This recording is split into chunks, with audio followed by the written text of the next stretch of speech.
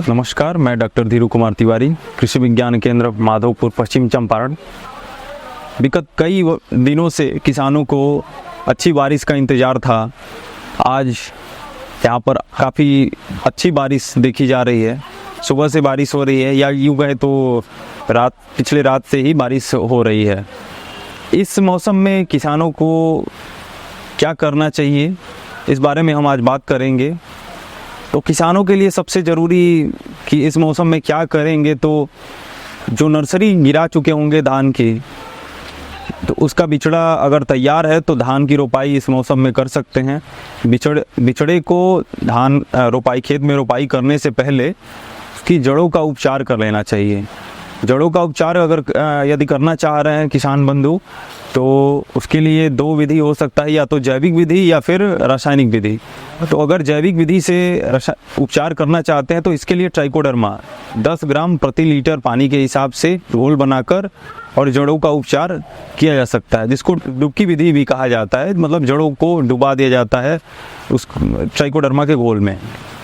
दूसरा, अगर हम रासायनिक विधि से करना चाह रहे हैं तो जो फफूंदनाशक दवाएं होती है, जैसे कि कार्बेंडाजिम हो गया या थीरम हो गया, इसका प्रयोग करेंगे।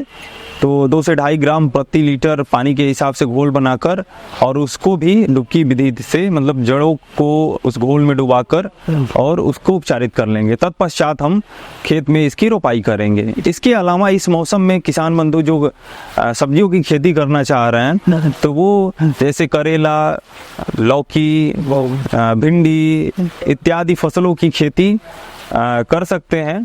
इसके लिए भी उनको यह सलाह दी जाती है कि बीज बोने से पहले बीज को उपचारित कर लें, क्योंकि इस मौसम में थोड़ा सा जो बरसात का मौसम होता है, इसमें रोग या कीटों का प्रकोप ज़्यादा होता है।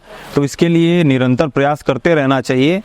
और एक चीज़ और ध्यान देना चाहिए कि जैसे सब्जी का खेत है, तो उसमें आपको जल निकासी की उचित व्यवस्था करनी चाहिए, ताकि ज़्यादा दिनों तक पानी न टिकने पाए खेत में। पानी अगर रुकता है तो फसलों में बीमारियों का प्रकोप होता है, तो इसलिए जल निकासी की भी उचित व्यवस्था करनी चाहिए।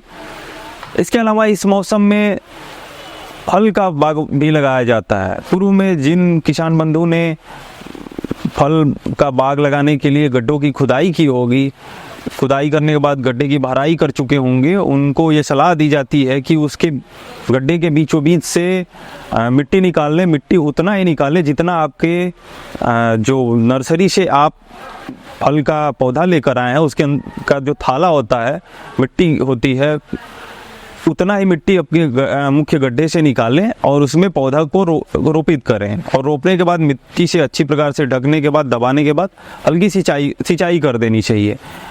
तो ये मौसम जो होता है किसी भी फल का बाग लगाने के लिए सर्वोत्तम माना जाता है। तो किसान बंधु ये सब कुछ समसामयिक जो कार्य है वो कर सकते हैं। इसके अलावा जैसे आम का या लीची का फल जिसके बाग से टूट गया है, या जब टूट जाएगा, तो उस मौसम में वो अपने बाग में जो पोषक तत्व प्रबंधन यानी कि जो खाद देने की प्रक्रिया होती है उसको पूरा कर सकते हैं। तो उचित मात्रा में जो खाद अनुशंसित है उसको आप दीजिए, तो निश्चित रूप से आपको अगला जो सीजन होगा उसमें अच्छी मात्रा में फल की प्राप्ति होगी। आम की अगर बात की जाए तो 1000 ग्राम यानी 1 केजी नाइट्रोजन, आपका 500 ग्राम फास्फोरस और 700 से 800 ग्राम पोटास की मात्रा की आवश्यकता होती है। और ये क्या किया जाता है कि जो कैनोपी होती है पौधों की, उसके कैनोपी के दायरे में ही रिंग बनाकर उसमें पूरी समान मात्रा से खाद को दिया जाता है और मिट्टी से ढकने के बाद उसकी सिंचाई कर दी जाती है। तो इस प्रक्रिया को यदि अपनाते हैं तो किसान बंधुओं को निश्चित रूप से फायदा होगा। बहुत बहुत धन्यवाद।